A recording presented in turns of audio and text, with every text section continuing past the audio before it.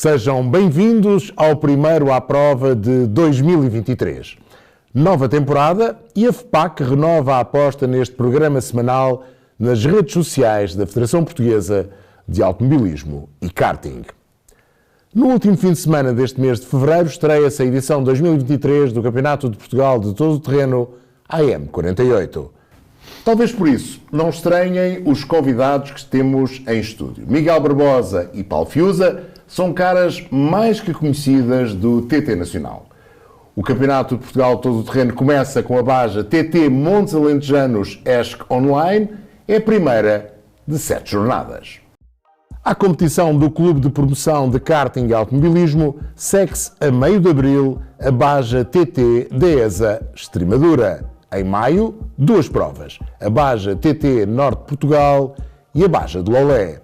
O campeonato regressa depois no terceiro fim de semana de setembro com a 35ª edição da Baja TT Cherish Jeans Reguengos Mourão Redondo. Por fim, 2 provas em outubro, a Baja TT do Oeste e a 37ª edição da Baja Porto Alegre 500. A grande novidade no calendário é a Baja Extremadura, em Espanha, pontuar para o Campeonato de Portugal de Todo o Terreno AM48. Os pilotos estão satisfeitos. Eu sou suspeito de falar da prova em Espanha porque eu em 2007 fiz um troféu em Espanha e fiz o campeonato todo em Espanha e tenho um carinho especial pelas provas em Espanha, nomeadamente ali na zona de Badajoz, que é onde vai ser, acho que é uma zona bastante boa para fazer uma prova e muito rápido.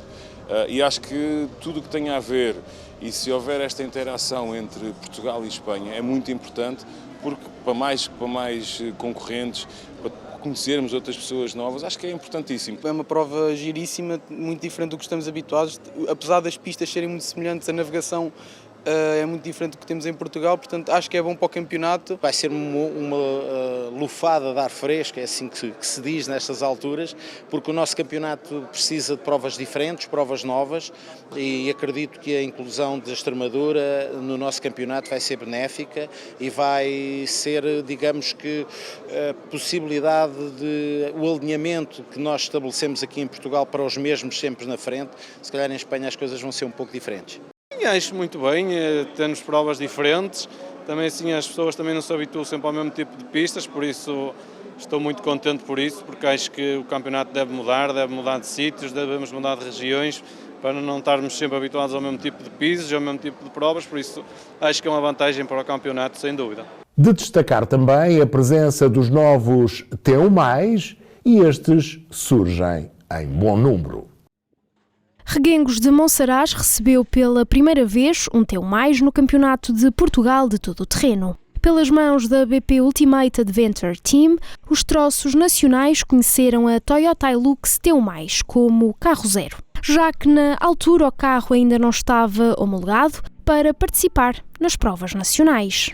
Carros muito mais performantes, carros muito mais espetaculares para o público, até em termos visuais, novas regras que já vinham sendo faladas há muito tempo, que eu acho que até trazem mais segurança para nós pilotos, carros com mais custo de suspensão, mais largos, portanto melhores em todos os aspectos, é o evoluir do todo terreno. Até então estes automóveis estavam limitados a provas FIA. Agora também já podem competir no todo o terreno nacional. E quais são as diferenças entre um T1 e o T1+? Um carro mais largo, pneus muito maiores, pneus de buggy, e, portanto isto é bom para os furos, para o conforto, para a segurança e também para a performance. E já aqui agora motores turbo, para compensar um bocadinho toda esta inércia e o peso destes carros. O carro é de facto espetacular, é um carro muito mais rápido que os outros carros que correm em Portugal. A estreia da nova categoria T1+ no Campeonato Nacional está já marcada para a primeira prova do ano, a Baja TT Montes Alentejanos. Miguel, Paulo, obrigado por terem aceito o convite. Vou começar por ti. A grande novidade deste ano no Campeonato de Portugal Todo o Terreno AM48 são os T1+. Já guiaste um, o que é diferente? Obrigado, João. Sempre um prazer estar aqui à conversa contigo. Eu acho que o T1+ é o futuro. É aquele carro que nós, enquanto pilotos, ambicionávamos já há muitos anos que chegasse, porque é um carro que, primeiro, é mais seguro, a meu ver, com mais recursos de suspensão, é um carro que é mais espetacular para o público de ver, e eu acho que isso é o mais importante, que é o que nós queremos, carros espetaculares para o público, para irem às provas ver. São os carros que vencem o Dakar e, portanto, eu acho que é um luxo podermos ter este carro cá. A nível pessoal, é um carro superior, é um carro que é uma evolução dos T1s que guiávamos, é um carro que, em termos de motor e tudo mais, não é aí a grande diferença, é no chassi que está a grande diferença, é um carro mais largo, com mais curso de suspensão, com rodas muito maiores, e isso permite muito mais, andar no mau piso, menos furos. Eu acho que é positivo em todos os aspectos, mas aquele que eu foco mais é a segurança. Em termos de espetáculo, eu vi o Lourenço fazer de carro zero em Reguengos e fiquei boquiaberto. Parece um WRC com esteroides, porque é maior. É isso, também se sente isso dentro do carro? Se também sente isso. O carro dentro não se tem muito essa noção em termos de que é muito maior. Há alguns sítios mais apertados que, de facto, temos que ter mais atenção, e os próprios organizadores já andam de fita métrica a medir alguns sítios, e vimos isso em Porto Alegre, e o Jaime comentava isso comigo, que andou de fita métrica, ali o Orlando, a ver onde é que os carros passavam, mas a verdade é que eu acho que é um carro que nos enche as medidas, é um carro fora do comum, é como os WRC, eu acho que é isto que o desporto automóvel tem que ser, carros que nos encham as medidas, carros do imaginário, e que depois sejam isso também a andar para a frente, e o carro, sem dúvida, que é um espetáculo. Já o vimos em Reguengos, depois vimos em Porto Alegre também uma série deles cá, e eu acho que isso é que o desporto automóvel precisa, são carros que estão no nosso imaginário e que depois são os aviões a andar. Paulo, não há muitos dias vieste do Dakar, estiveste ao lado do Vai de Outersdal exatamente num carro T1+, neste caso um Hunter da ProDrive, terreno diferente, exigências completamente diferentes, mas também para o navegador, para as provas nacionais, achas que vai ter que haver da parte do navegador, digamos que, uma maneira igualmente diferente de, não é dar notas, porque ali não há notas, mas ensinar o piloto o caminho, dar-lhe, digamos, aquele ritmo certo para este carro? Sim, este carro, como o Miguel disse muito bem, é um carro fantástico, é um carro mais rápido, chegamos mais rápido às curvas, mas também ao mesmo tempo tem um poder de travagem com aqueles pneus grandes, uma tração muito maior. Claro que os navegadores vão ter que, se calhar, aplicar-se mais um bocadinho, porque vão chegar muito rápido, aquelas distâncias pequenas de 100, 200 metros, vai ser tudo muito rápido a chegar ao obstáculo. E isso aí, de facto, o navegador tem que cantar bem as notas ou ler bem o roadbook para não haver nenhum imprevisto. Miguel, com a introdução dos T1+, passamos a ter um campeonato com uma mescla ainda maior. Aos incríveis T1+, somam-se os T1, os T2, os carros já com a homologação terminada e, claro, os SSV, T3 e T4. As provas portuguesas acabam por ser um terreno ótimo para que todos estes carros, bem diferentes, consigam ter a mesma competitividade, ou quase. Isso é uma boa dor de cabeça, para assim falar, porque são todos carros que são válidos, todos carros que são necessários, e eu pessoalmente tenho muitas dúvidas que devam estar todos a lutar pela mesma coisa, porque acho que são veículos completamente diferentes e, portanto, competirem entre eles com pesos diferentes, não se pode pôr a competir, eu acho que veículos tão diferentes, e Portugal agrava esse problema, chamemos-lhe assim, porque as nossas pistas realmente, a maior parte tem médias lentas, são muito encadeados, e sobressai a performance dos T3, dos T4, que é isso que estamos aqui a falar. Por outro lado, é uma ótima porta de entrada para o todo terreno, e, portanto, é preciso arranjar aqui um equilíbrio. A FIA pensa em Dakar, e, portanto, isso não é um problema no Dakar, porque as médias são muito mais altas, mas para provas como as nossas é um problema. E eu acho que nos deixa um bocadinho a pensar também aquilo que queremos ver a vencer provas, ou se formos ver uma prova, se eu for público, o que é que eu quero ir ver?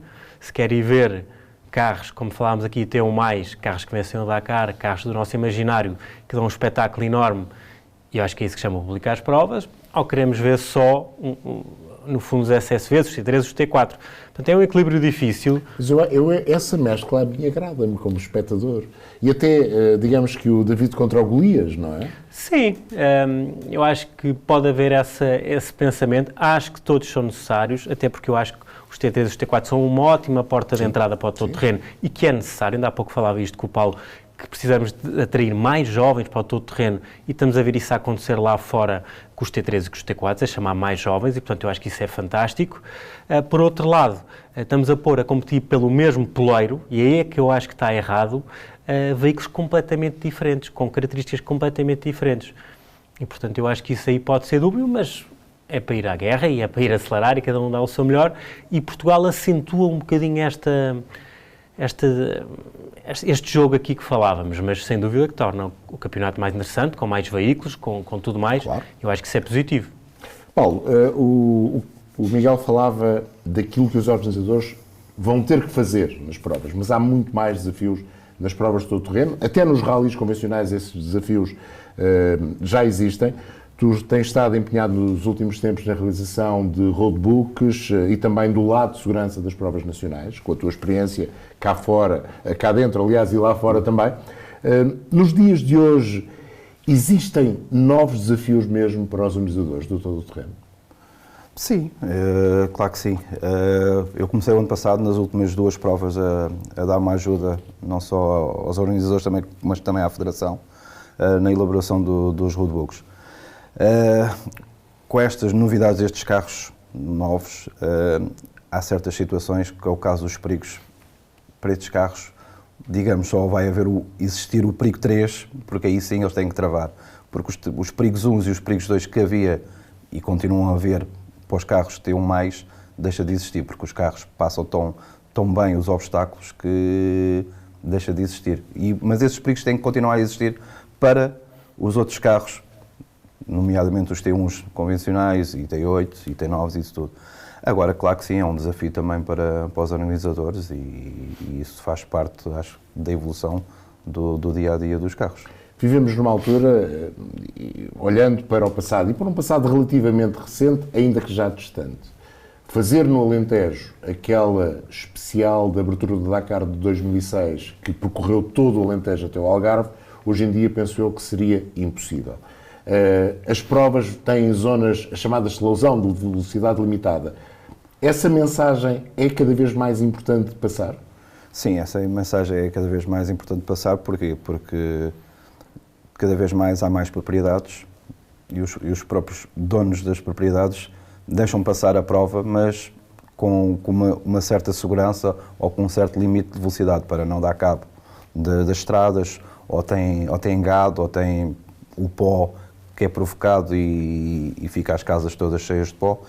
Acho que sim, acho que temos que levar isso em conta e cada vez mais, e como o Carlos disse muito bem, é impossível hoje em dia fazer uma prova como se fez o Dakar. É impossível. E cada vez mais vai ser mais complicado. Porque também... Mas achas que é um desafio extra para os organizadores? Até passar mensagem aos pilotos? É assim, aqui é um desafio, mas a questão aqui é que, eu falo agora porque esta semana temos a prova de Beja, estamos já a preparar a prova de Beja e já lá fui fazer o levantamento do roadbook e já andaram indivíduos de moto a treinar. E um deles estava com um proprietário e o proprietário estava muito chateado porque entraram pelo campo que estava semeado, andaram a tentar encontrar a estrada. Acho que aí é que é o problema e é o desafio dos organizadores não deixarem passar para fora a informação da prova. Eu acho que sim, nesse aspecto. Miguel, tu és 8 vezes campeão nacional, ganhaste nos rallies, ganhaste no todo o terreno, tens uma ideia que de facto o mundo mudou, não há nada a fazer, nós temos cada vez menos estradas de terra, porque o asfalto chegou até para levar as pessoas a casa em mais segurança. Para os pilotos, estas zonas que começam a existir cada vez mais e que são absolutamente necessárias de velocidade limitada, são um problema. E deixa-me só adicionar aqui uma particularidade, que é que também já fiz em 2016 rallies e todo terreno ao mesmo tempo. Tal como já fiz também todo terreno e velocidade ao mesmo tempo. E acho que é aqui uma coisa interessante de mencionar. Acho que sim, temos de ter noção que estamos todos no mesmo barco, queremos todos o melhor do desporto automóvel, neste caso o todo terreno. Temos a sorte de ter um país que tem uma paixão enorme pelo todo terreno e tem condições geográficas para isso. Portanto, conseguimos ainda ter troços grandes. Eu há muitos anos lembro de ver a Baja Itália, já eram troços muito pequenos e já se falava na Europa da dificuldade que era em organizar troços. Portanto, nós temos que ter consciência que temos aqui uma mina em termos de terrenos, em termos dos proprietários ainda autorizarem que isto tudo aconteça.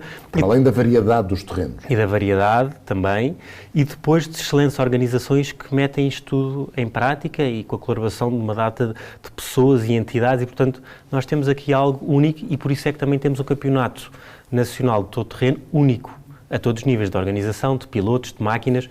Penso que não vemos isto em mais lado nenhum do mundo inteiro. E, portanto, é preciso preservar isso, e nós, pilotos, temos que ter voz ativa nisso, e se é preciso haver mais zonas de velocidade controlada, se é preciso haver mais ligações, que às vezes eu ouvi pilotos refilar, agora vou ter que fazer uma ligação de 30 km. Que seja, lá fora faz-se até muito mais. E temos de estar preparados para isso, porque conta é o desporto automóvel e o espetáculo que vamos proporcionar. E eu prefiro fazer mais quilómetros e andar em sítios de maior relevo, de mais população, etc., e poder dar espetáculo, do que estar fechado num sítio e que isso não aconteça. Portanto, eu acho que temos de ter esta dinâmica e temos de estar todos de mãos dadas para que as coisas aconteçam.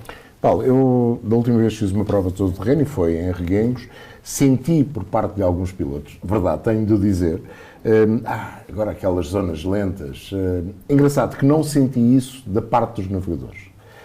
Os navegadores são importantes para, não é manter os pilotos entretidos nas zonas de velocidade controlada, mas é, no fundo, lhes fazer ver que é preciso mesmo isso e, sobretudo, para os manter, digamos que, completamente focados quando essas zonas, que podem ser de metros ou podem ser de quilómetros, acabam. É um papel cada vez mais importante. Sim, o navegador tem um papel fundamental nesse tipo de abordagem. Para já, há uma sinalética cá. Lá fora não há essa sinalética, é via GPS, e nós temos a distância que começa o ponto mesmo de velocidade controlada. Claro que o papel do navegador aqui é muito importante, porque há muitos carros que não têm o limitador de velocidade, como os carros da frente, que aí torna-se mais fácil, porque troca-se o botão, fica naquele limite de velocidade e o piloto vai só a acelerar e ele mantém a velocidade.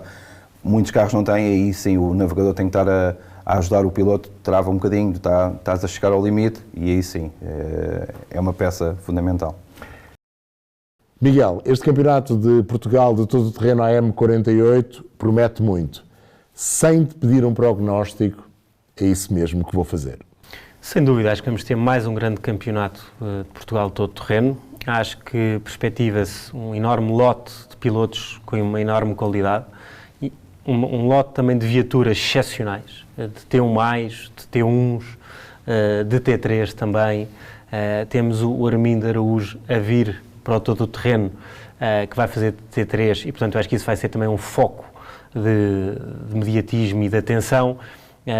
Ainda não sabemos se o João Ferreira vai fazer ou não o atual campeão nacional, porque eu acho que quem ganha no ano anterior é sempre a luz que tem que guiar no ano a seguir, portanto, se o João vai fazer ou não, mas temos um lote de enormes pilotos, com o Lourenço Rosa que falámos aqui, que vai disputar o campeonato na totalidade, o Mateu Mais, o Tiago Reis, o João Ramos, o Alejandro Martins, enfim, um sem número de pilotos, e depois nos T3 também, temos o Luís Portela, o João Dias... muita gente nova a chegar, sobretudo nos T3 e nos T4, o João Dias é um exemplo, e a guiar um ótimo exemplo. E eu acho que hoje diziam-me que já se perspectiva cerca de 15 T3. Portanto, eu acho que isso é um bom sinal, que venham muitos jovens, que eu acho que o todo terreno também precisa disso. Portanto, eu acho que temos em perspectiva um ano fantástico, com 7 provas, um campeonato equilibrado, e espero que seja uma enorme festa e que vença o melhor. Miguel, Paulo, obrigado aos dois e por nos ajudarem a perceber o presente e o futuro do TT em Portugal. E com tudo isto, é enorme a expectativa que reúne a Baja TT Montes Alentejanos ESC Online. A prova do Baixo Alentejo está centrada na cidade de Beja. Tudo começa com um prólogo a partir das 4h30 da tarde de sexta-feira, 24 de fevereiro. Sábado, 25 e domingo 26 terão a cada dia um troço de 145 km, sempre com partida às 12 horas. Uma das grandes novidades do Campeonato de Portugal todo o terreno AM48 é a presença do campeão nacional de ralis, Armindo Araújo. O nortenho apresentou o programa para 2023, onde, para além do TT, volta a lutar pelo título no Nacional de Ralis e quer estar presente no próximo Dakar. É oficial, Armindo Araújo também vai correr no todo-terreno em T3. Não é um adeus aos ralis, mas uma forma de estar presente em mais modalidades. Depois de várias participações na Baja Porto Alegre e com bons resultados, o piloto decidiu fazer a tempo inteiro o campeonato. O objetivo desta entrada no TT é chegar ao Dakar. Eu não sei quando é que isso poderá acontecer, mas vamos tentar dar uns passos sólidos para ter umas boas participações. O objetivo é chegar ao Dakar e quem sabe se não será já no próximo ano. Tudo dependerá da confiança e dos resultados que somar neste ano zero. Um ano de extremo trabalho que vai obrigar o piloto a conhecer as corridas, os adversários e o andamento em prova. Perceber onde é que estamos na classe face à concorrência e perceber se existe a possibilidade de alguma surpresa em termos de geral nas corridas. Vamos andando, vamos vendo, sem grandes expectativas do que pode acontecer, mas muito motivado. E para este árduo caminho, o campeão vai contar com o habitual navegador Luís Ramalho, que também já conquistou um título em todo o terreno em 2009. Vai ser um ano de muito trabalho, vai ser um ano que nos vai obrigar a fazer muita coisa, a redirecionar muita coisa, porque o chip é diferente numa situação e na outra, mas é um ano que eu acho que vai ser muito bom. Nos ralis, continua com o apoio da The Racing Factory, já no todo-terreno vai ser a Santago Racing a ter essa responsabilidade. A mesma equipa com quem esteve na Baja Porto Alegre 500. Vai ser um projeto muito engraçado, vai ser um projeto que estamos no futuro, que é o T3, é uma modalidade que neste momento está com muita força e que precisa de profissionais, e daí termos o Armindo Araújo. Um projeto ambicioso e único em Portugal. Apesar do foco estar no Dakar, Armindo Araújo não quer descurar os ralis. Com uma nova evolução no Skoda, a intenção do piloto é revalidar o título e somar o 8º ao palmarés. Neste mesmo fim de semana de final de fevereiro começa o Campeonato de Portugal Júnior de Ralis com o Rally Vieira do Minho. Depois de vencer o FPAC Júnior Team em 2022, Gonçalo Henriques é um dos candidatos na estreia com o Renault Clio Rally 5. Gonçalo Henriques começou por ser navegador, mas rapidamente percebeu que o lugar certo era ao volante, algo que acabou por se provar quando em 2022 venceu a primeira edição do Troféu FPAC Junior Team. Para trás ficou o projeto que o levou para outros voos e lhe abriu uma nova porta, outra competição, um novo carro, mais um desafio. Agora vamos começar por fazer o Campeonato de Portugal de Júnior de Rallys com o Renault Clio Rally 5 e o futuro depois disso. Sonhamos, mas não posso entrar em pormenores porque não sei o que é que vai acontecer.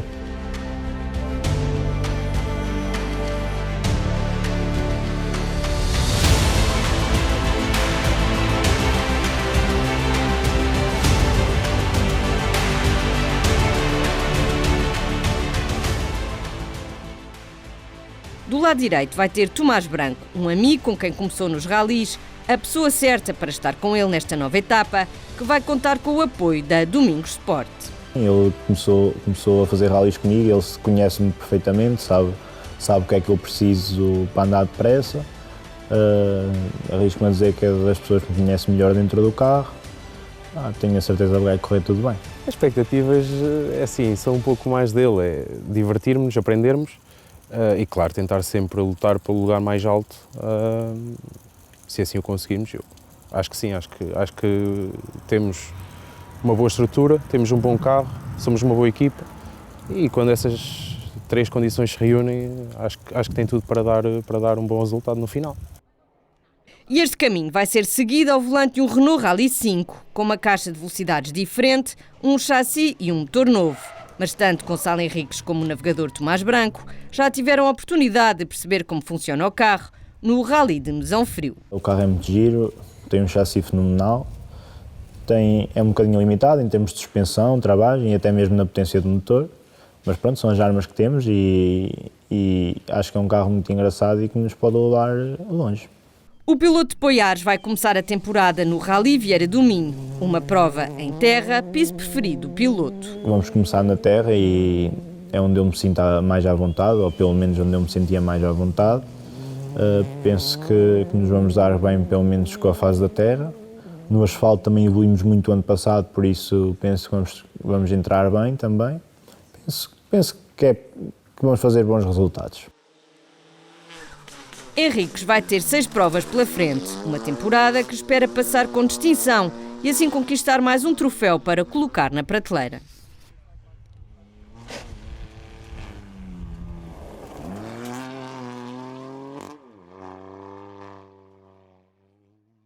O Rally Vieira do Minho é também pontuável para o Campeonato de Portugal de Rallys Clássicos, os campeonatos Promo e Promo Norte e ainda o Campeonato Star Norte. A prova do Motor Clube de Guimarães terá 7 especiais, no total de 72 km contra o cronómetro. Tudo começa com uma super especial em Vieira do Minho, na sexta-feira, às 8 da noite. No sábado, 2 rondas por 3 classificativas, Nascente do Ave, Campo de Tiro e Senhora da Fé. Este fim de semana e também no Minho, a ACDME organiza no Kartódromo de Viana do Castelo o Open de Portugal de karting. Haverá corridas para as categorias Iniciação, Cadetes 4 tempos, X30 Mini, Júnior, X30 e X30 Super Shifter. Novo ano não há prova, mas não muda o brilhantismo dos pilotos nacionais em provas fora de portas. António Félix da Costa conseguiu o primeiro pódio do ano no Campeonato do Mundo de Fórmula E, com o piloto da Porsche a ser terceiro na 4ª corrida da temporada realizada na cidade indiana de Hyderabad. No Médio Oriente, a pista do Dubai recebeu as 2 primeiras jornadas do Asian Le Mans Series 2023. Gonçalo Gomes foi chamado à última hora para fazer equipa com os ex-pilotos de Fórmula 1, Nil Jani e Nikita Mazepin, no Oreca LMP2 da nova equipa 99 Racing.